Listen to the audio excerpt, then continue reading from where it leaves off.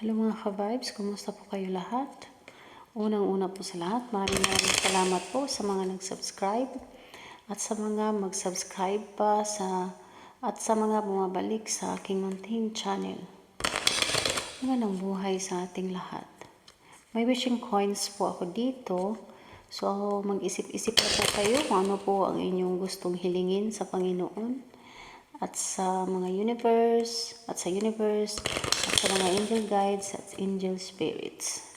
So ito po ay sa buwan ng June 1 hanggang June 15, 2025. Ito po ay sa zodiac sign ng mga Gemini. So hello Gemini. So tingnan po natin kung ano po ang ganap. So hingi po tayo ng guide, angel spirits, angel guides, universe, ano po ang ganap. At magaganap, ipapakita niyo po sa akin kung ano po ang mensahe niyo po para kay Gemini. Tingnan natin. Kuha tayo dito. Aha.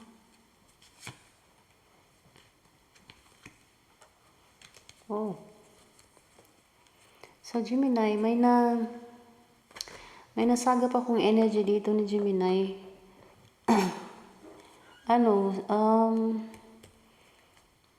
May nagkasakit po may ano po dito, may natanggap ata po kayong mensahe na or balita, may na-receive kayong balita, tawag na parang part po sa inyong pamilya or kamag-anak na pumanaw na. Yes po, may na-receive, may na-feel ko ditong energy. Ito po ay kalungkutan na enerhiya ang nafe-feel ko po. Kalungkutan na enerhiya. So malungkot po at the moment ang mga Gemini sa panahon na ito. But alam niyo po mga Gemini, wag po kayong masyadong maging emotional kasi lahat naman tayo dito sa mundo talaga naman tayong babalik din. Babalik din tayo kung saan tayo galing kasi lahat tayo dito sa mundo ay bisita lang. Bisita lang po tayo dito sa mundo. Kahit pa anong yaman, anong sobrang bilyonaryo at ilang yaman at bilyon ang meron po kayo sa inyong buhay. Yan lang po ay pansamantala lang po dito sa mundo. So lahat po tayo dito sa mundo ay pantay-pantay sa paningin ng Panginoon. So kahit anong power po ang meron po kayo dito sa mundo, dito lang yan sa mundo. Pero darating din po ang lahat time na mawawala tayo dito. Kasi bisita lang po tayo dito sa daigdig na ito. So huwag po kayong malungkot mga Gemini. Kung ano man po ang naramdaman nyo, umiiyak ang nafe-feel ko dito, sad energy. So huwag po kayong masyadong emotional mga Gemini. Mag-focus po ng forward, keep forward, huwag pa-backward. So kung ano man po ang nangyari, tapos na. At harapin ang bukas. Kasi habang may buhay, may pag-asa. Yan po mga Gemini. So huwag po masyadong malungkot. Nafe-feel ko dito. Kasi pag nagano kayo, mapektuhan po yung health nyo. At mag-iwas-iwas din po sa mga nagbibisyo. Tingnan natin. Ano pa? Queen of Swords. The Hangman. The World. The Chariot. So meron ditong ang enerhiyang nasagap ko dito ay yun nga malungkot dahil sa natanggap niyang mensahe tungkol dito na pumanaw na o nagkasakit. Huwag po masyadong magdamdam. Ang buhay ay hindi po pansamantala lang po tayo dito sa mundo. Bisita lang tayo lahat dito sa mundo. At mag-ano po sa inyong mga bisyo-bisyo. Kung pwede po, dandahanin nyo na pong ihinto yan. Paninigarilyo, alak, sugal, lalong-lalo na po ang droga Ang mga ganyang klaseng mga bisyo po, wala po talagang magandang idudulot po yan sa ating, una po sa lahat, malaking kasalanan po yan sa mata ng Panginoon pag may bisyo pong ganyan. Yung mga una po sa lahat yan, makasalanan po yan. At pangalawa, yung health, yung kalusugan po, talagang bagsak ang kalusugan nyo po. At mga ganyang klaseng bisyo, lalo na po ang mga pinagbabawal na gamot, nakakasira po yan, hindi lang po sa bulsa, pati po kalusugan at sa kaisipan. So itigil-tigil nyo na po kasi nakita ko dito, bisyo, mga ganyang klaseng bisyo. Meron dito namumblema sa kanyang financial, namumblema sa kanyang pamilya, namumblema sa kanyang love life, namumblema sa kanyang, hindi po lahat, please po, kung hindi po kayo makaresonate, huwag niyo pong kunin ang enerhiya ng mga sinasabi ko. Kunin lang po ang mga positibong enerhiya. Yung mga sinasabi kong hindi makaresonate, huwag pong kunin.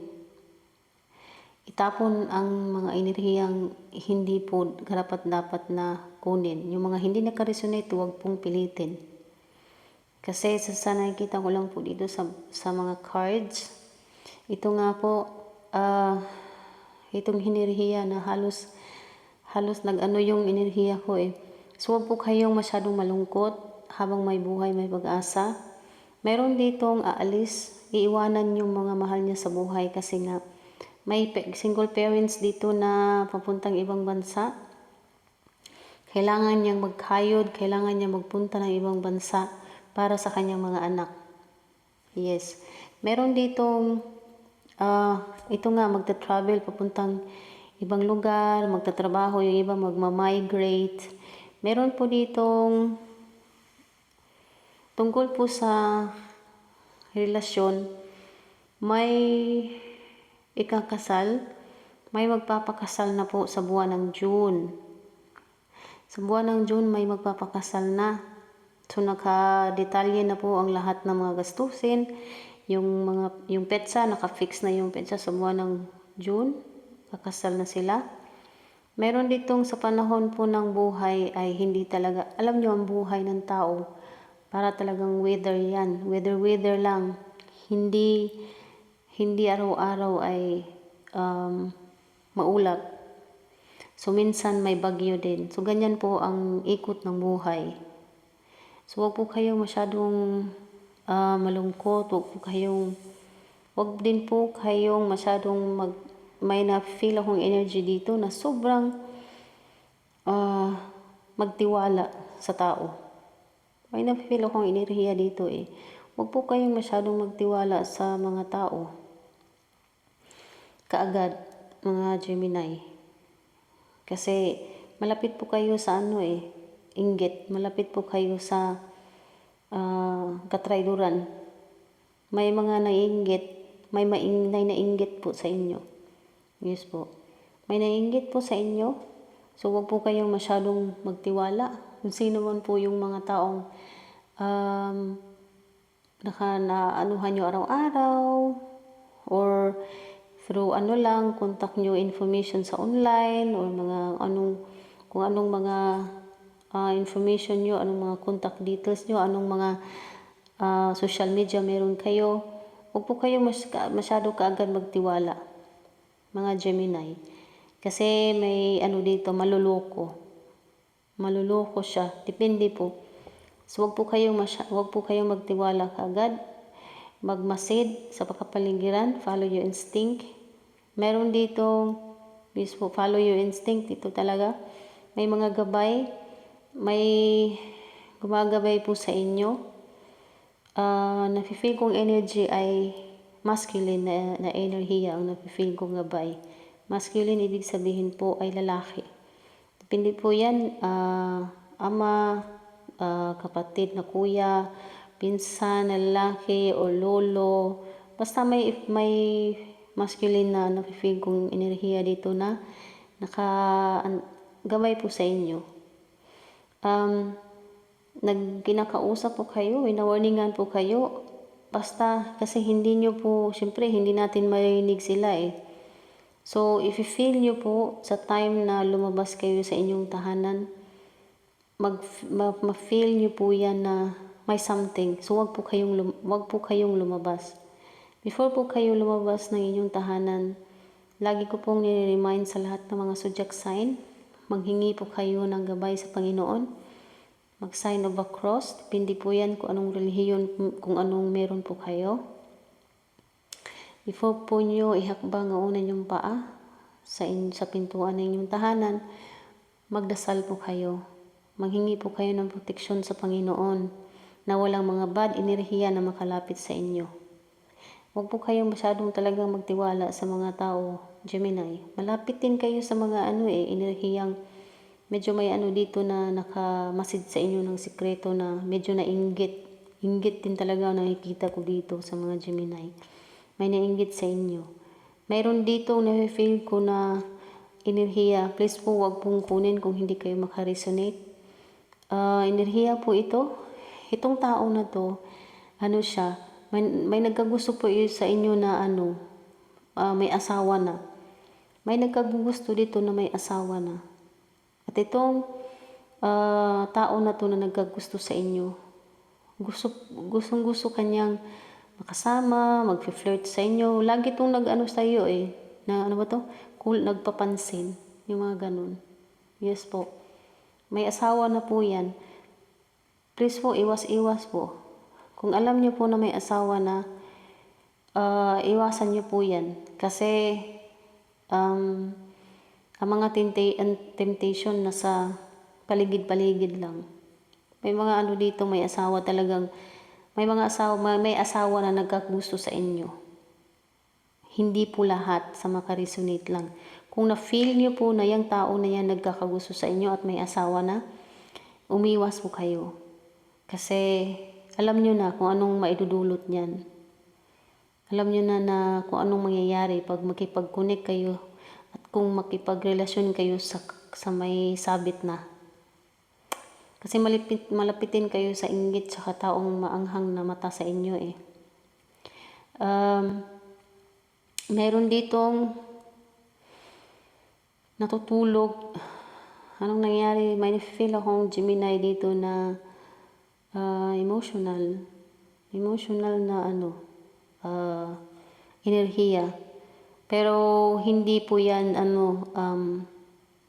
siguro konektado po ito sa mensahe na natanggap nyo tungkol sa itong natanggap nyong phone call sa mensahe na pumanaw o ito isa sa part sa pamilya nyo or relatives, kung sino man tong connect sa buhay nyo.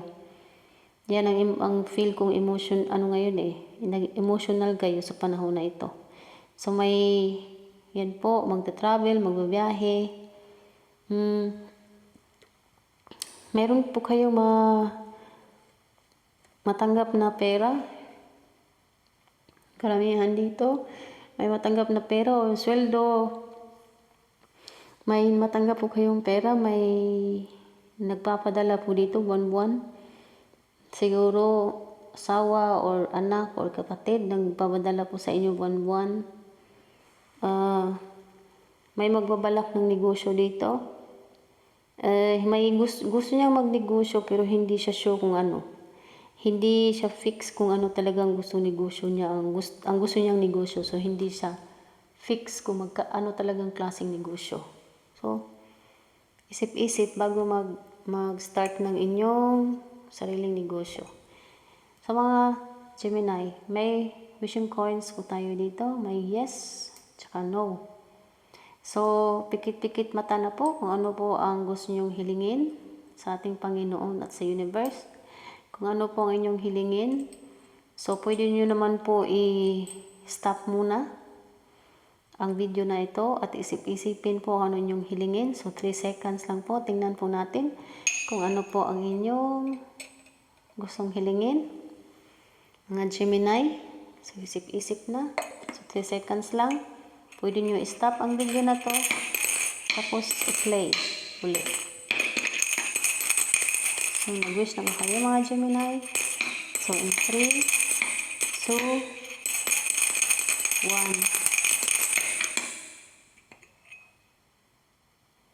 Oops. No daw po muna mga Gemini. Yes po. No daw po muna. For the meantime, hindi daw po muna.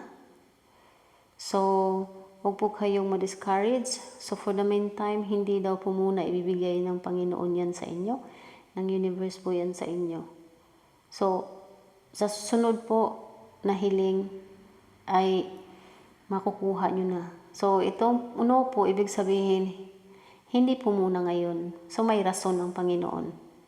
Okay po mga Gemini. So, hanggang dito na lang po muna tayo. Maraming salamat sa panonood. Hanggang sa muli. Paalam.